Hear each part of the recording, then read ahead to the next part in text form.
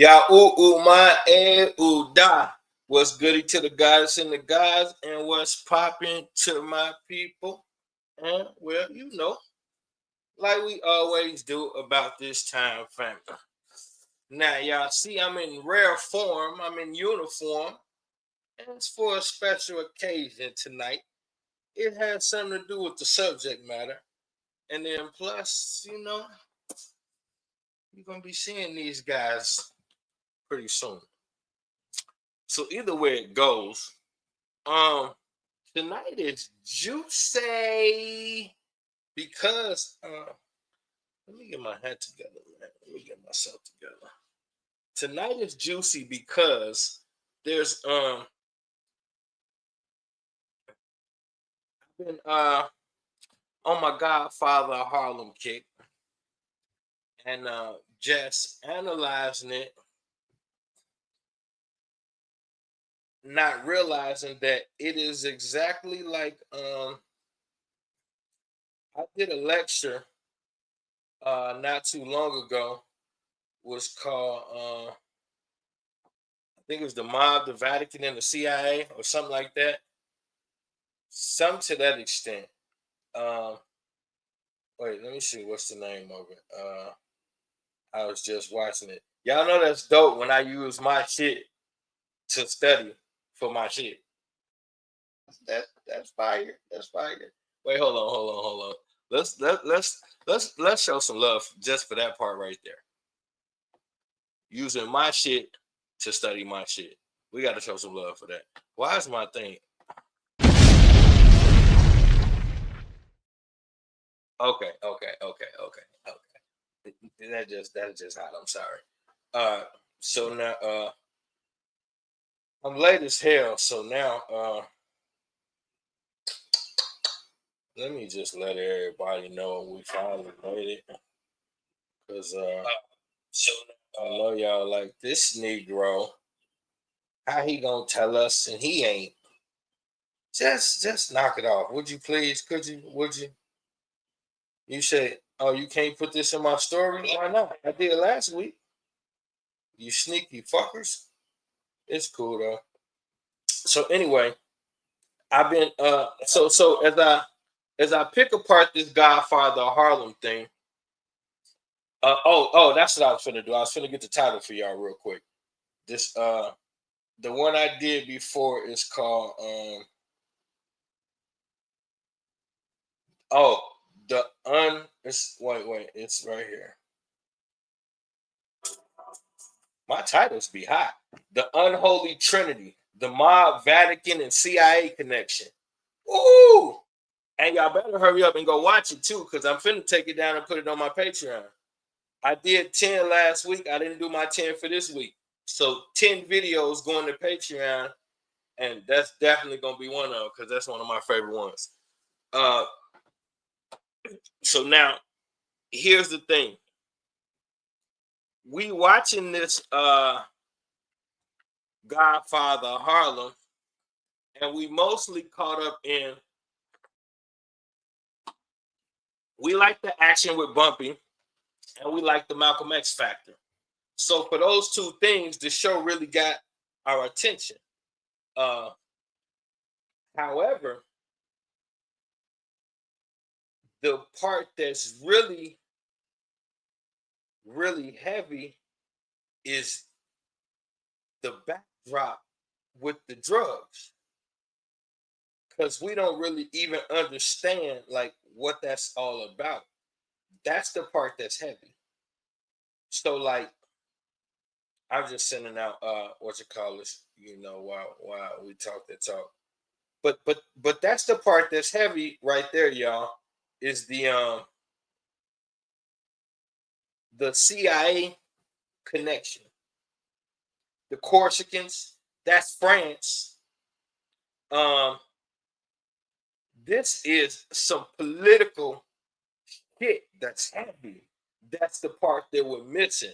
The political undertone, and they showing you a lot. Like I'm gonna dare to say this.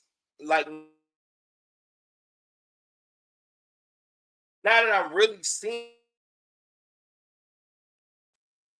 like how many different layers it is to it. You got the political undertone, you got the mafia undertone, you got the racial undertone, you got the black economic undertone, you got the black gangster undertone. It's like so many different layers to this joint. And as I look at it from that aspect, I'm like, hold on, this show deep as shit. So I've been watching it with a different eye because it's called y'all know I'm gonna come with some receipts too. It's called the it's I'm finna show y'all right now. It's called oh, Operation Gladio. That's what it's called. They literally had a name for it. This is the CIA and the Mafia in the Vatican. It's called Operation Gladio. And so when you're looking at the Godfather of Harlem, you're not understanding like the whole aspect of Bumpy going up against the Italian Mafia. And that's kind of what they distract you with the whole time. And so that becomes the focal point of your watching, just getting caught up in the drama between him and the Mafia. But what about the part where the CIA comes into play and strikes a deal with Bumpy, saying if you give us information on Malcolm X, you can have as much cocaine as you want. Huh? If you give us information on Malcolm X, you can have as much cocaine as you want. But now, y'all get to thinking, yeah, we already know the CIA is crooked. No. We going to step past that. We're stepping past the point of saying the CIA is crooked. We're in the space of saying the CIA was created to be legal dope dealers, allegedly. But that's what they put this thing together for. They needed a way to legally get into these other countries and bring dope up out of them. So criminal intelligence, what the fuck does that mean? Criminal intelligence. Okay. So what do you do with the criminal intelligence once you get it, my nigga? See, they so slick with the pen and paper, and we hear things, we adapt to them, and we keep it moving. But when you say criminal intelligence agency,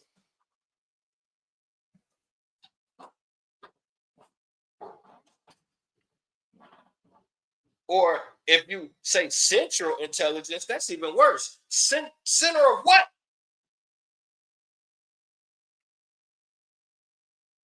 So now, as I said before, a lot of this really gets heavy during the Vietnam War. But I found out another little juicy tidbit. During the 60s, when heroin reached its peak in America, the heroin trade, the number one spot for heroin was Turkey. Woo! Why does that matter? I don't know. Call it a fun fact if you want to.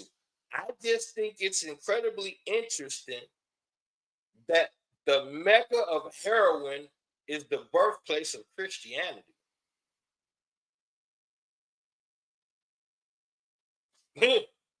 Well, I just think that's just a little juicy tidbit.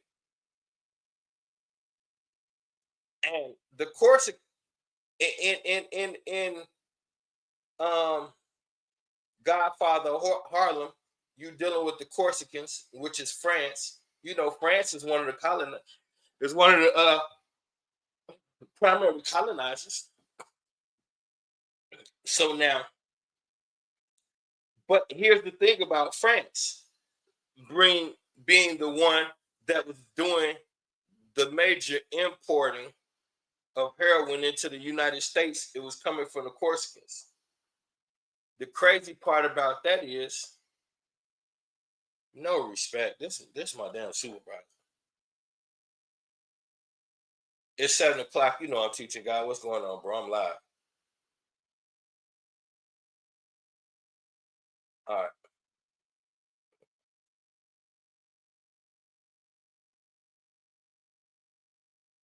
Yeah. So, know what I was saying though? We was talking about the Corsicans and the French, and this is what I'm saying. So the French being the number one distributors or importers of heroin into distributors. There was the number one place for distribution on the planet, legal distribution of heroin.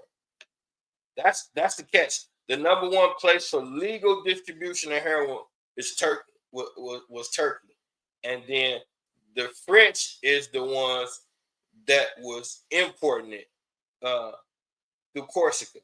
Now, the French have damn near a non-existent addiction rate. How is that possible? Now, out of global um, importing of heroin, what nation used the most heroin during the heroin boom? It's a no-brainer. America. But this is how they play games with you. They'll say that America was the number one place for distribution, but really they mean Black America. The ghettos of America was the number one place of purchasing and distributing heroin. So the number one market for heroin during the heroin boom was the United States, aka the ghettos of America, predominantly Harlem. 80% of America's heroin use was in Harlem. So America was the number one place for heroin use during the 60s, the late 50s, mid 60s. Number one place was America. And the number one place was America, and 90% of that was coming from Harlem. So now, here's the whole play. If you got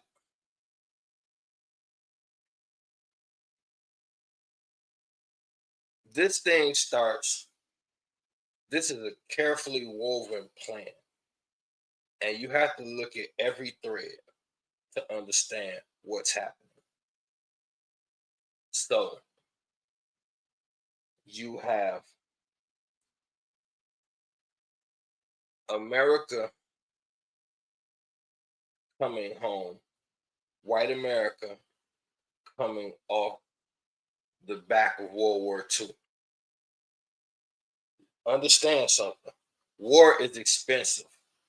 What we don't understand is the people who control the country and the country itself are two different things. So when the country declares war on somebody, they have to then buy weapons from a third party entity. So the tanks, planes, bombs, endless amounts of ammo, United States military has to pay for that. America has to buy that. And so now these arms companies make billions of dollars once the war gets declared. Now, America's not making any money. America is spending money. So this is why, keep it out. This is why the purpose of war is taking things. This is how you recoup the money you spent on the war. So America says we finna go to war with whoever the fuck. Okay. Now, America itself has to write a check, a very big one, to these arms companies for weapons. We talking billions. Now, after that, once America now goes to war, the name of the game is take everything from whoever we're going to war with. This is how we pay for the money we spent. That's why they just drop bombs over anywhere and shoot anything, because then you go through the rubbish. But they have planned targets. They know what they're hitting. They're hitting coordinated spots to weaken the economy and make people tap out. So you hit key spots. Now, what this does is make the government of the other country surrender. What a surrender means is you could stay here in power, but you now work for us. All of this belongs to us now. So whatever that nation was making, whatever economy they had, whatever resources they had, now belongs to the United States. And this is how the United States gets out of debt for all the money they just borrowed. So now, I had to lay the backdrop because now we understand war is expensive. So, coming off the cusp of World War II, white men in general came home broke. The American economy was.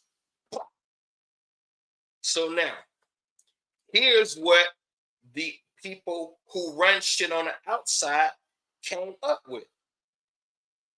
Here's how we can replenish the economy.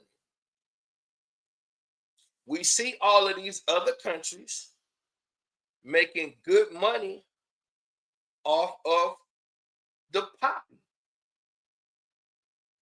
So America has to get into the game. So what America does is create something called the CIA, which has a dumbass name that doesn't really mean anything. Central Intelligence Agency. Center of what? Intelligence of what? You see how that name requires them not to really do shit. So now they have an official organization that has the right to go into other nations and be nosy. What they really are doing is meeting with certain leaders and working out these drug arms deals. Now, this is what the American Mafia was doing already. So now the government has switched until the first government was like, kind of like the Mafia kind of had them in the chokehold. The new regime come in. No. Why would we allow you to control us just because you have this money coming from this drug trade when we could just take the drug trade? So then the CIA steps in and starts hunting down mob bosses until the mob start realizing, okay, we're going to have to play ball to an extent. They start brokering deals because now, since the mafia is already working in these places anyway, y'all keep sliding and doing business. We'll provide the muscle and make sure you get away with it. Now, we have to have a target market.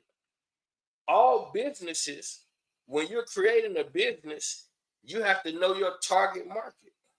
So we can create a target market. Poverty. Poverty is how you create the target market. Extreme poverty creates escapism.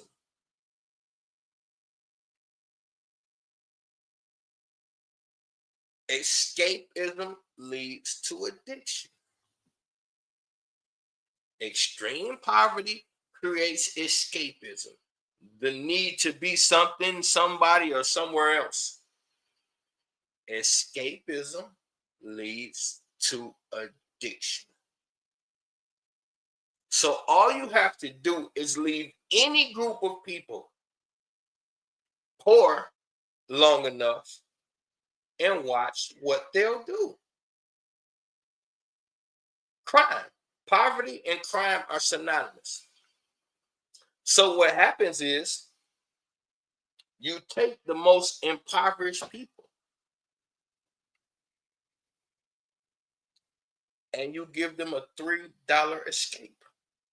$3. $3 escape. For $3, you cannot deal with it. So everywhere you look is oppression and hunger and destiny. And so you offer $3 escape. And before you know it, you have a market that is created.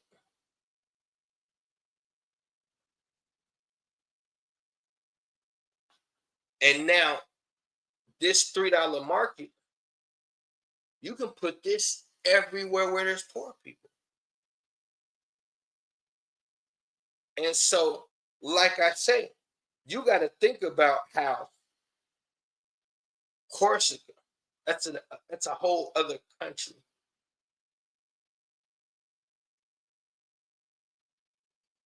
is funding an operation nationwide to go global through the Black American ghettos. So up until this moment, here's where it gets thick. Because up until this moment, Black America was only able to get one end of the stick. Hardship. However, through this drug market, a new ideology is created. This ideology is called the American Dream. This ideology says that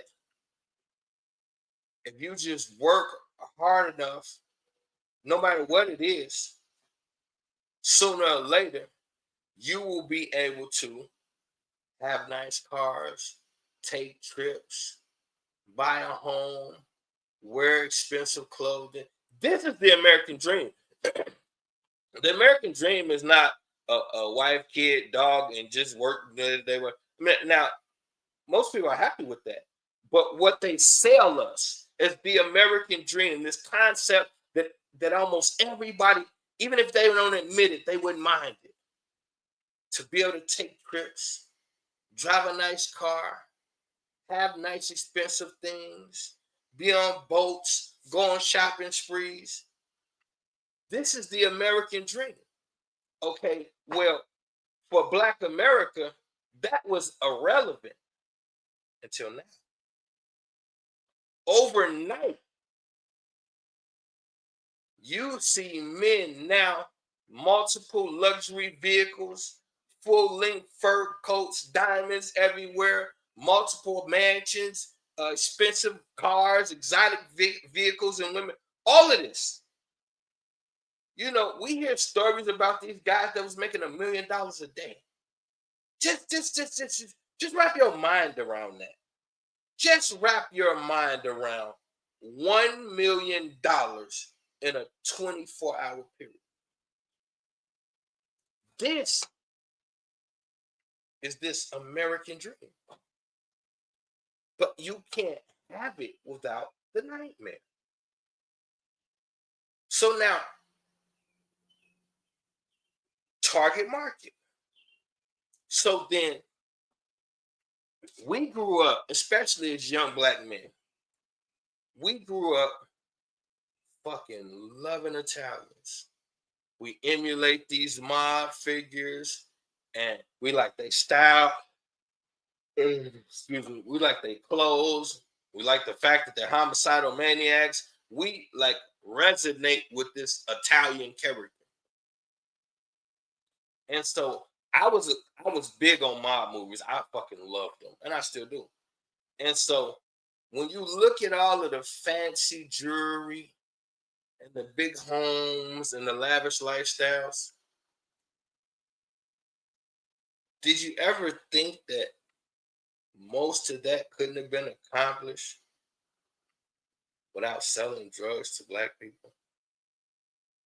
So we was admiring a lifestyle that could only be accomplished through genocide of our people, and we didn't even realize it.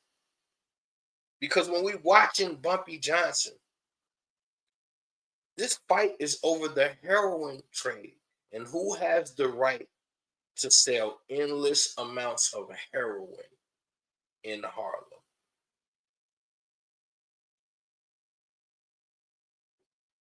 But this one thing made billions of dollars for hundreds of men.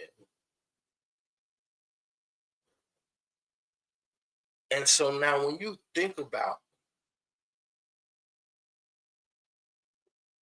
a plan that goes all the way up to the CIA and the overall, but the plan would not have been possible without Black poverty. That's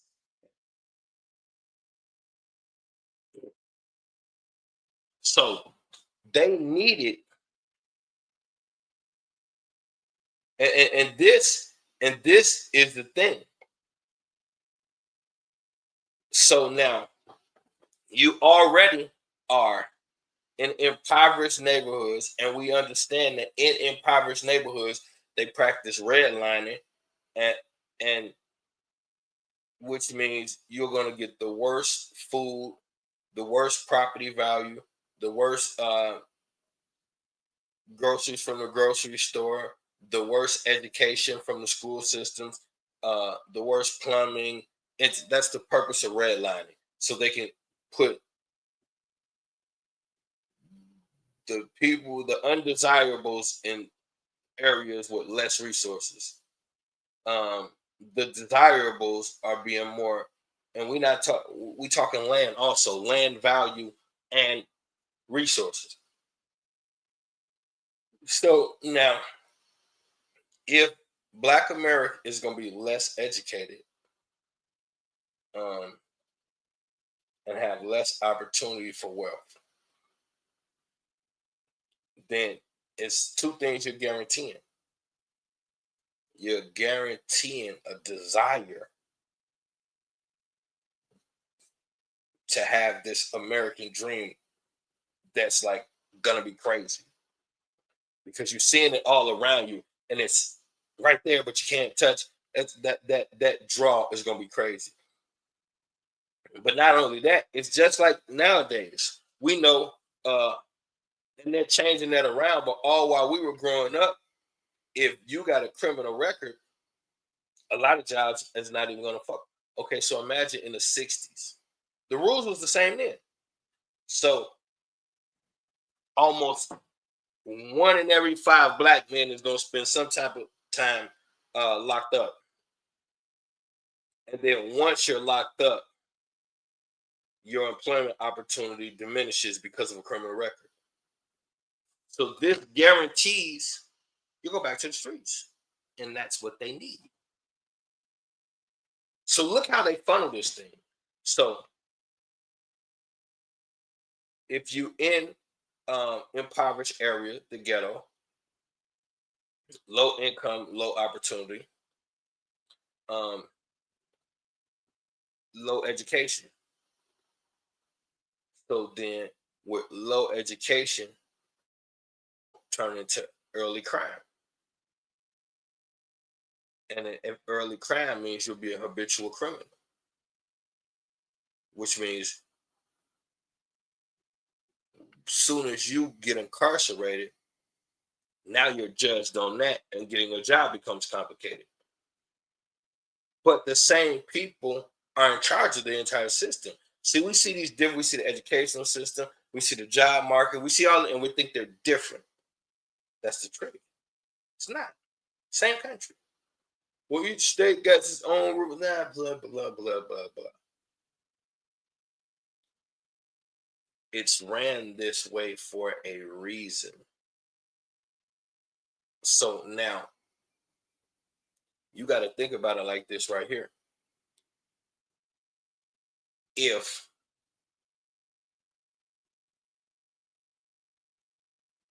the CIA and the American Mafia came together and said, hey, we need black people to make this work. Now, once you invade these other countries, well, not even invaded. First, initially, they're just doing business and bringing the shit back. And then, so once that takes its toll and they can no longer get it from France, they set their sights on Vietnam. So now you kick off the Vietnam War. The Vietnam War is number 2 for heroin. Okay, since it didn't work out with number 1, let's slide on number 2. So they initiate conflict with the Vietnamese government. Now the Vietnamese government, contrary to what people don't know, a year before the Vietnam War, the Vietnamese government had offered a truce. Several. America ignored it and then declared war. And this is why they lie and tell you that we lost the Vietnam War. No, we didn't lose the Vietnam War because the Vietnamese converted to Christianity. How the fuck did we lose the war? China is a partially Christian nation now. How the fuck did we lose the war? So you gotta look at these things and see. Ever since Vietnam, Asia and Asian nations are slowly becoming Christianized. Also, you look at the influx of heroin during and after the Vietnam War. After the Bumpy Johnson era ends, and they lose the shit with the Corsicans, they switch gears and start going through Vietnam. That's when you get the Frank Lucas story. So they're over there pretending to be at war, and they're taking over the drug market. That's the whole reason why they're there, to take over heroin and oil. See, we just don't be knowing the game. Like these people are, it's never good. It's never what they're telling you. No. They went to Vietnam for the same reason, the exact same thing for 9/11. Oil and heroin. That's exactly why they kicked off 9/11, and it's exactly why they kicked off Vietnam. Oil and heroin. I tell y'all all the time, if governments didn't sell drugs, criminals would have been took over the world. At this point, it's impossible not to and still be a superpower.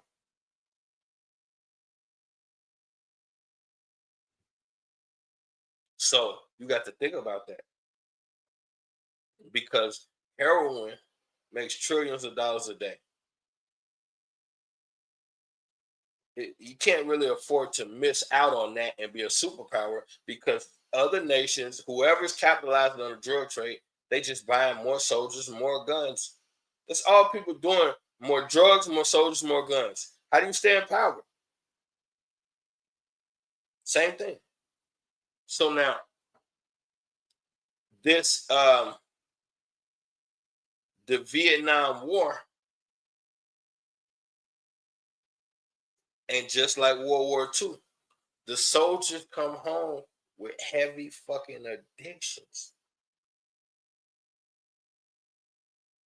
And they send those guys right back to the community. So you just got to look at, they built empires, drug empires, $1 trillion empires, and they could not have done it without ghetto America. So this lifestyle of being this big time drug lord that you so proud of, and I used to be proud of it too. That shit is twisted, bro. Because first they forced your ancestors into slavery and oppression and beat them and made them do all the work and make all the money. When that was no longer financially feasible, they had to stop slavery. Never for 1 second think slavery ended because white folks felt guilty. You're a fucking idiot if you believe that. That's not what happened. Slavery ended because of an imbalanced economy, among a lot of other things. But sitting at the forefront was the fact that only one half of America is hugely capitalizing off slavery. Now, there was slavery in the North and the South. Don't let people lie to you. But it just wasn't booming in the North like it was in the South. So shit wasn't balanced. So in order to balance shit out, they needed to have that civil war. And they did not blow Abraham Lincoln brains out because he freed the slaves. Get the fuck out of here. He admittedly said if he could keep slavery and accomplish the mission, he would. But he can't, so he got to let you niggas go. But what they really got mad is something called greenbacks. He made his own currency during the war. That's what got his noodles knocked out. Not the fact that he freed you Negroes.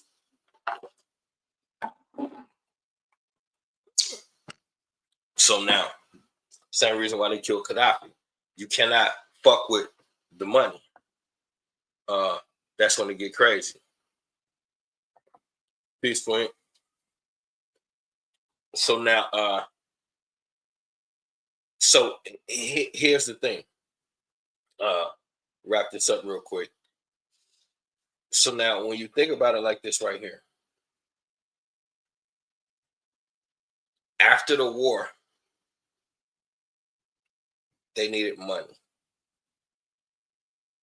The way they figured out how to get money was they were going to use the CIA for the muscle, the mob for distribution, and the Vatican to clean the money. Remember, The mobsters are Catholic. So when you see the Vatican and the Pope, and then you're looking at the little mobsters, you're not making the connection. These are the same people. Same fucking people. Who? Rome. Oh, wait a minute. You mean to tell me, coincidentally, some little Roman rejects somehow ended up in our country right before the heroin boom? They was allowed to take over the streets, governments, and police,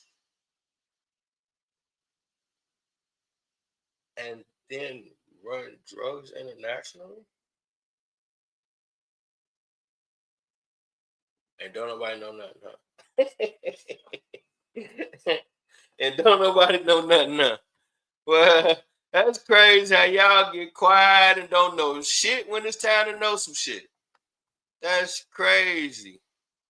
Now don't nobody know nothing, huh? Now you see now, you done fucked up, you know that.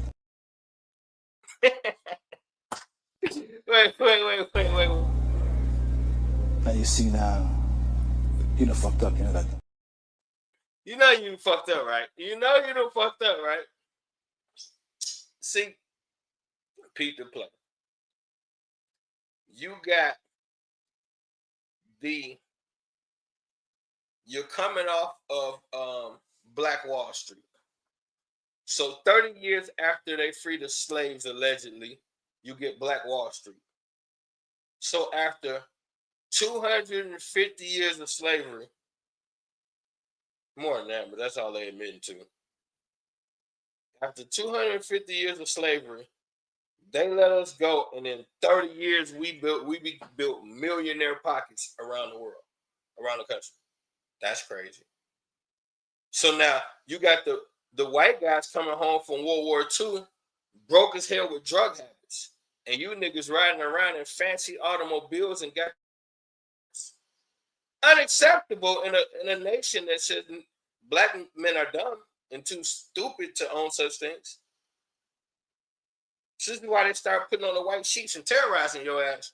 Because oh no, you niggas is nah, that ain't gonna work out. So now, after they destroy Black Wall Street,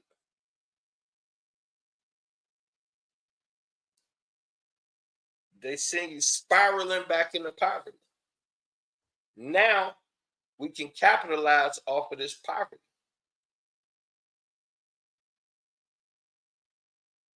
Because originally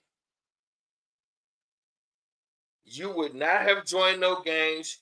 You was real respectful. You was in the school. Everything to black people was about education, being educated and proving that they weren't dumb niggas. So there was no criminal element to Black America. It was non-existent.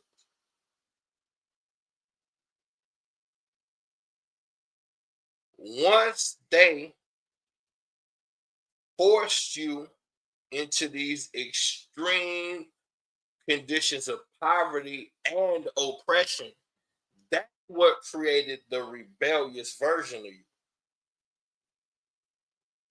And now, once that version was created, this is the crease that they need. Now, they introduce narcotics. Now, don't get me wrong. We've been getting high since the plantation. Cocaine used to be legal. And the driver, they used to drive master around in the chariot. He keep cocaine in his pocket. So don't get it twisted. Drugs been around, but when it's accessible and you put it amongst oppression, and that's a completely different thing.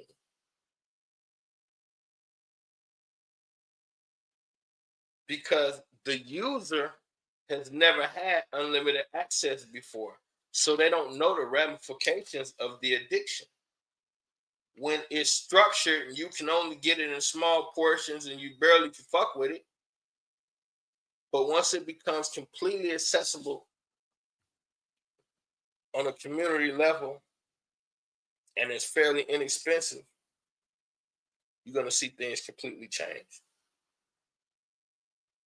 And with this change, two things happen. Two things were born from this change. The addict and the dealer. Only possible solution. The addict and the dealer. The dealer is going to promote being a dealer. Why? Because when you look at him or her, you automatically see what you wish you could be. The addict is going to promote what? Being an addict. They shit is the best shit around here. So now, remember, as the job market is about to start booming, the industrial portion, the industrial period of America, or what they call the Industrial Revolution, this time period is kicking off. So the job market is booming. Coincidentally, guess who keeps sneaking over here on the boat taking all the jobs? Those damn Italians. Like, they're, oh my God, they just keep getting smuggled into the country. Yeah, they're stuck in Sicily. You hear the little music. I used to get all teary-eyed when the little Italian music come on and they show the little white kids sneaking onto the ship and shit. Yeah, they get you real sympathetic for the Italiano who can't stand your black face, even though he came from black people. Weird, but that's a whole nother show. When you look at real Sicilians, they're dark as fuck. But that's another show. So anyway, go. So now, amazing that this is a nation that's ran by the Catholic Church. And coincidentally, a bunch of little Roman Catholics end up in the country right around the time where all of the jobs in America would be going to black men. So watch this. If there is never no moment where the Italians are fleeing to America, if that period never happens, black America never would have been broke. Because there's nobody else for the job market. So those original jobs, the dock workers and sanitation department, all of that was black jobs. How the hell you think they built Black Wall Street? Wealth through employment. They didn't have no other avenues. Stack some money through your job and then start your own little thing. So now, coincidentally, the Italian Americans, peep this,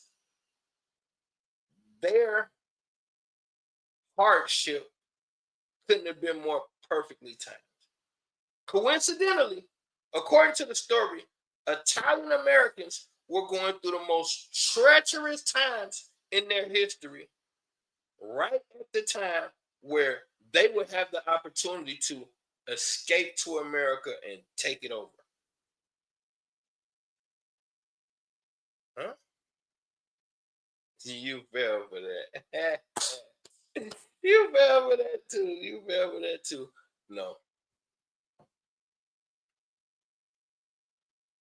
If I say America is wrong, which I do say that, and y'all know I say that, then we understand that was timed perfectly on purpose. Soon as they destroyed Black Wall Street, that's when they started bringing Italian Americans off the boat. Those Italian Americans would then get the dock jobs, the sanitation jobs, and all of the industrial jobs around the city that would allow you to earn a good living and feed your family,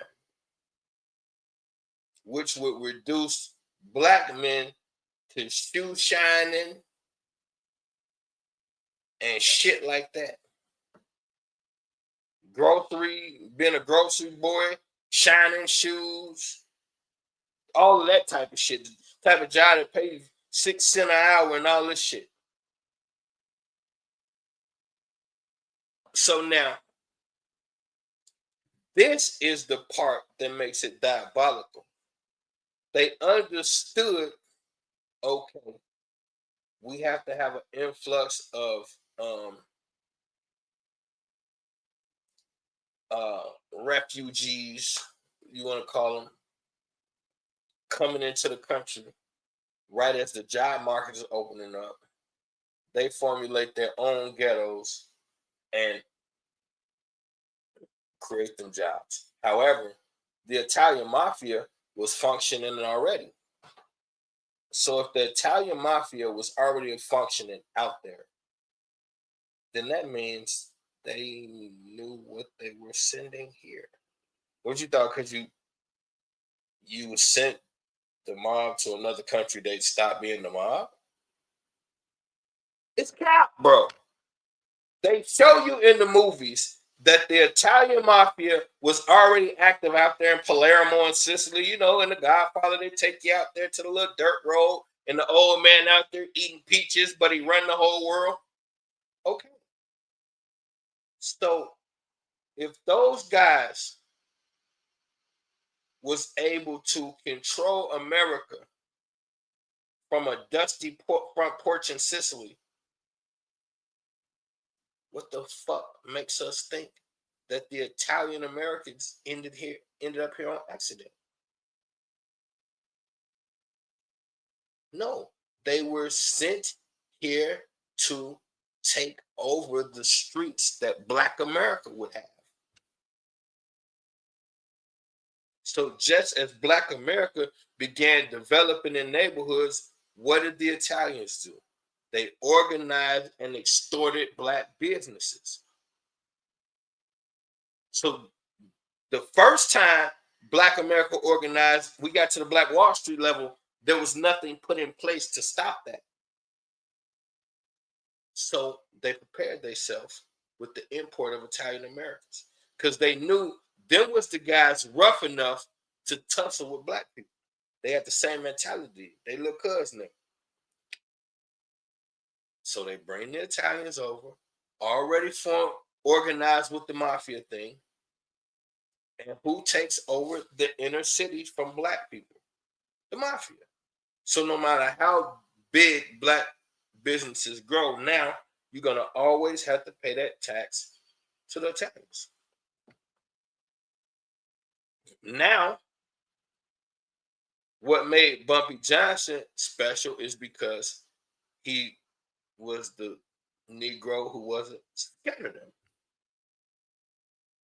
So at some point, he built himself up to a level where he could tell them, nobody comes in Harlem without my permission. And he was willing to defend that. And so it works. And he made sure nobody was coming in Harlem without his permission. Now, it's a double-edged sword. Because on one end, we love the fact that he stood up for Black people against racism. And honestly, he hated racism. That was one of the reasons why he did what he did. Growing up saying that he never liked white on Black oppression type shit. But on the other end, in order to fight them back, he had to distribute billions of dollars worth of heroin into our community.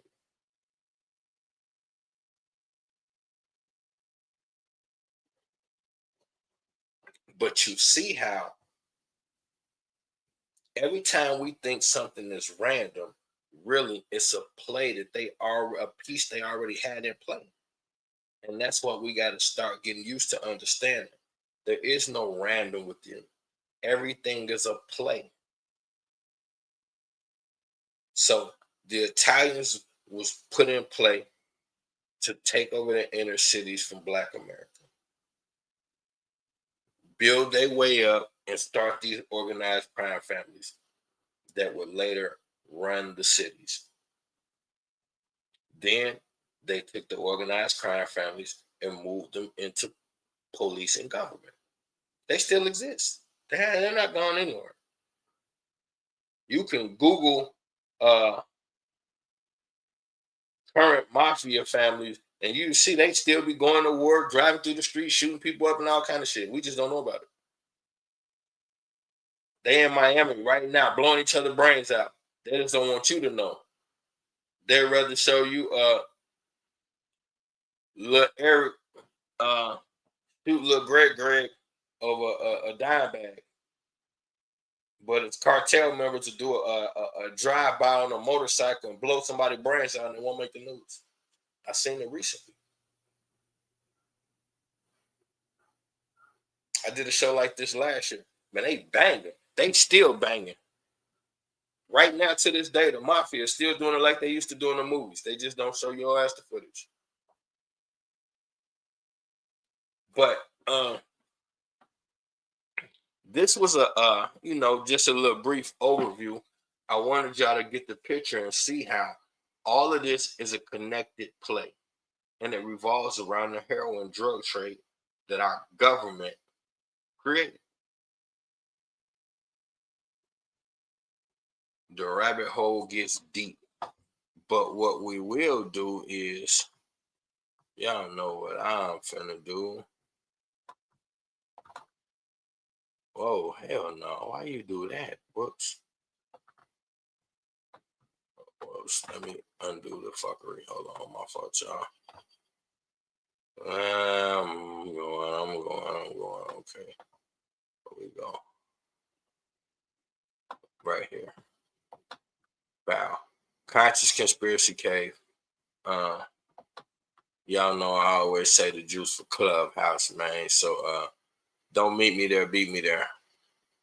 We going to Clubhouse now, and y'all know where we can really get it in. I don't be letting me say what I want to say.